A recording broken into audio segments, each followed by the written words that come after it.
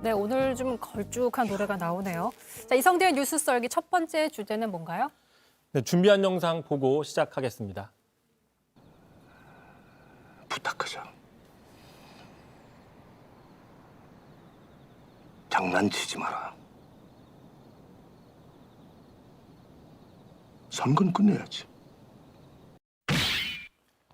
자, 여론조사 아전인수. 그러니까 사실 대선 전국이 본격화되면서 여론조사도 자주 나오고 있습니다. 입장에 따라서 희비가 좀 엇갈리겠어요?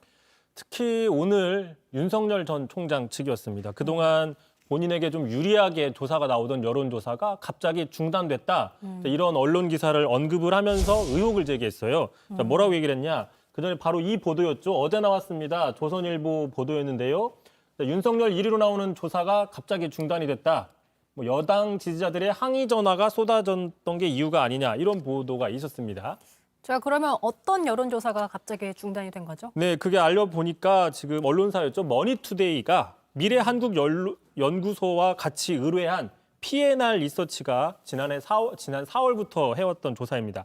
매주 일요일 발표해왔는데 엊그제였죠. 이번 주 11일에는 발표를 하지 않았다라는 겁니다. 그래서 윤석열 총장 측에서는 자, 그동안 다른 조사에 비해서 자신들에게 유리하게 나왔던 조사였는데 바로 그 이유 때문에 조사가 중단된 게 아니냐 이런 의혹 제기를 하는 거거든요. 자, 그러면서 이렇게 또 강하게 비판을 했습니다.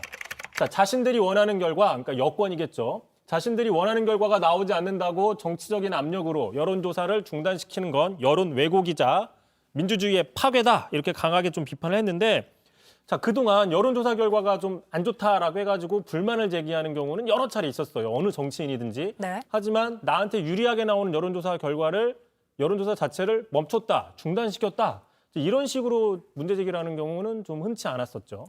근데 정말로 그 팩트를 따져볼 게 항의가 들어와서 중단한 건지 업체 측의 입장이 있을 거 아니에요? 네, 그래서 업체 측에 저희가 좀 확인을 해봤습니다. 그랬더니 그 사실관계가 조금은 주장과 다른 부분들이 있었습니다. 먼저 이렇게 얘기를 하는데 자, 설사 지지율이 낮은 쪽에서 항의하는 건 항상 있는 일, 늘 있어 왔다. 자, 그렇다고 해가지고 여론조사를 중단하진 않는다라고 이야기를 했습니다.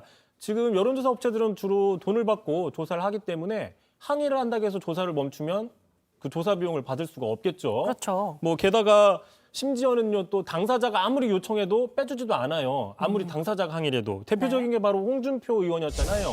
네, 맨날 내일은 넣지 마라. 예, 특히 한국갤럽에서 자신의 그 지지율이 유독 낮게 나온다고 해서 넣지 말라고 했는데도 불구하고 안 넣을 수가 없다. 왜냐하면 여론이 왜곡될 수 있으니 안 넣을 수밖에 없다라는 식의 얘기를 해왔거든요. 네네. 자, 참고로 JTBC도 많이 조사를 해왔습니다. 그리고 저도 좀 그 조사 과정에서 실무적인 역할들을 좀 많이 해봤는데 그래서 제가 좀 아는 부분이 있는데 참고로 그 여론조사는 어떤 기간을 나누는 게 아니라 회별로 조사를 하게 됩니다. 네. 그러니까 일반적으로 뭐 4번 한다. 그러면은 한 달에 4번 할 수도 있고 뭐 2달에 걸쳐서 2번 할 수도 있고 그거는 이제 조사하는 언론사 좀 자율에 맡기는 거거든요.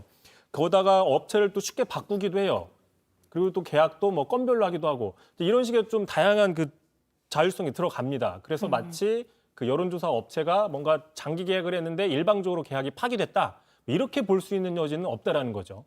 자, 그럼 언론사 측에서 그만하기로 한 건 사실인데 왜 그런 건데요?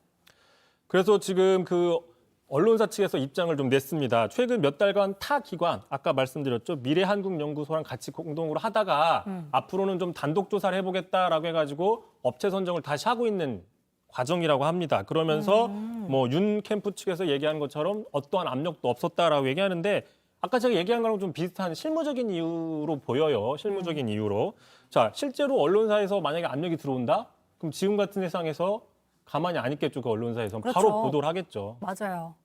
자, 그럼 마치 뭐 보기에는 정치적 외압 때문인 것처럼 의혹을 제기하는 건 문제가 있다라는 거죠.